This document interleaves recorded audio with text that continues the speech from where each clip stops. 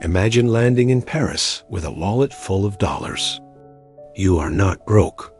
You may actually have plenty of money. There is just one annoying problem. The cafe wants euros. Now imagine the opposite. You land in New York with a pocket full of euros, grab a coffee, and discover that the cashier is not especially impressed by your European currency collection. Money is funny like that. A piece of paper can be valuable in one place and surprisingly useless a few thousand miles away. But the dollar and the euro are different from most currencies. They travel, banks hold them, companies borrow in them, governments save them, investors reach for them when the world gets nervous. So which one is actually more powerful? The first mistake is looking at the exchange rate. People see that one unit of one currency may buy more than one unit of another and immediately declare a winner. But that is a little like saying a foot is stronger than an inch because the number is bigger. The exchange rate tells you a price. It does not tell you how much influence a currency has around the world. To see that, start with everyday life.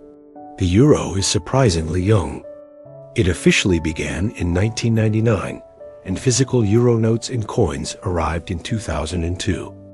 Today, it is used across 21 countries in the European Union by roughly 358 million people. That means you can eat breakfast in France, drive into Belgium, continue into Germany, and still pay with the same money. No airport exchange counter. No leftover coins from 3 countries. No wallet that looks like a small currency museum. For ordinary Europeans, that is a huge win. And think about how strange the whole idea really is. Countries with different languages, governments, tax systems, and opinions about almost everything decided to share one currency. That is a bit like getting 21 relatives to share one bank account. The fact that it works is impressive. The dollar became powerful in a completely different way. The United States grew into a huge economy with enormous financial markets. And over time, the rest of the world simply got used to doing business in dollars. That habit matters more than it sounds. Imagine a group chat with 100 people. 90 of them already use the same app. You may have found a better app. It may look nicer. It may have fewer annoying notifications. Good luck convincing everyone to move. A dollar has that kind of advantage. Companies use it. Banks use it. Investors use it. Central banks hold it. And the more people use it, the more useful it becomes for everyone else. In 2025, about 57% of official foreign exchange reserves around the world were held in dollars. The euro was around 20%. That makes the euro a very clear number 2. But it also shows how much distance still separates first place from second. The same thing happens when currencies are traded. In April of 2025, the dollar was on one side of roughly 89% of global foreign exchange trades. The euro was second, at just under 29%. Those numbers can add up to more than 100 because every currency trade has 2 sides. Think of it like dancing. The dollar is the person who somehow ends up dancing with almost everyone. The euro is popular too. It just does not get onto the floor quite as often. So why does the world keep choosing dollars? One big reason is convenience. If a huge company, bank, or government has a mountain of money, it needs somewhere safe to put it and somewhere easy to move it.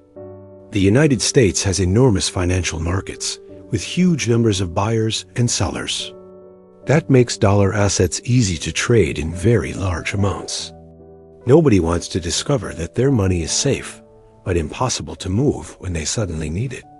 That is like owning a beautiful house in the middle of nowhere. Great house. Slight problem if you need to sell it by Friday. The euro has plenty of financial strength too, but Europe is a little more complicated. The countries that use the euro share one currency, but they do not all share one government or one national budget. Germany is still Germany, France is still France. Italy is still Italy. That gives Europe one currency without turning Europe into one giant country. And sometimes the arrangement can feel like a family group vacation. Everyone agreed on the destination. Getting everyone to agree on the restaurant is another matter. Still, do not underestimate what the euro has achieved. It went from being a brand new currency to becoming the world's second most important international currency in only a few decades. Its international role grew moderately in 2025, and the European Central Bank estimates that the euro now accounts for around 1/5 of international currency use across several major measures.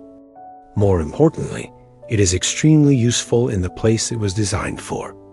If you live in Spain and order something from Germany, you do not need to stare at an exchange rate like it is a football score.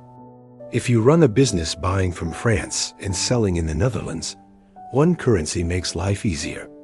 If you are traveling across much of Europe, you can spend less time thinking about money and more time wondering why the airport sandwich costs so much. The dollar's real superpower appears when the transaction becomes global. A company in one country can buy something from another country, and neither company has to be American for dollars to show up in the deal. That is the strange thing about a global currency. The United States does not always need to be invited. Its money sometimes arrives anyway. Of course, being number one also means everyone is waiting for you to fall over. Whenever people worry about United States debt, politics in Washington, sanctions, or countries trying to rely less on American finance, the same question comes back. Is the dollar losing its throne? The dollar's share of global reserves has fallen from where it was at the beginning of this century, and central banks have gradually spread some of their money into other currencies and gold. So yes, the world is diversifying. But replacing the dollar is much harder than simply deciding you prefer another currency. Millions of contracts, loans, investments, banking relationships, and habits are already built around it. You cannot upgrade the global financial system on Saturday afternoon like replacing your phone. The euro has its own challenge. To take a much larger global role, Europe needs more than a nice currency and hundreds of millions of users. Investors want deep markets, safe places to store enormous amounts of money, and confidence that the system will hold together when the world gets ugly. Because that is when a currency's reputation really matters. Not when everybody is relaxed, when everybody is scared. So who wins? If you are standing in a supermarket, the answer is easy. The useful currency is the one the cashier accepts. Try paying for lunch in Texas with euros, and nobody will care that the euro is a major international currency. Try paying for a taxi in Rome with dollars, and you may get the same look. But zoom out from the cafe and the supermarket. Look at central bank reserves, international finance, and global currency trading. The dollar is still the heavyweight champion.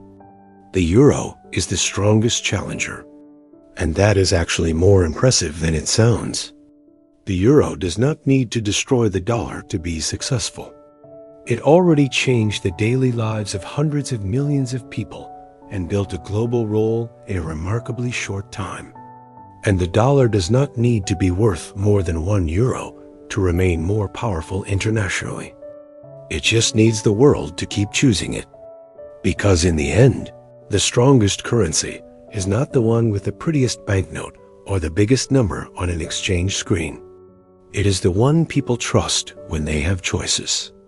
And right now, when the world reaches for its wallet, it still reaches for the dollar more often.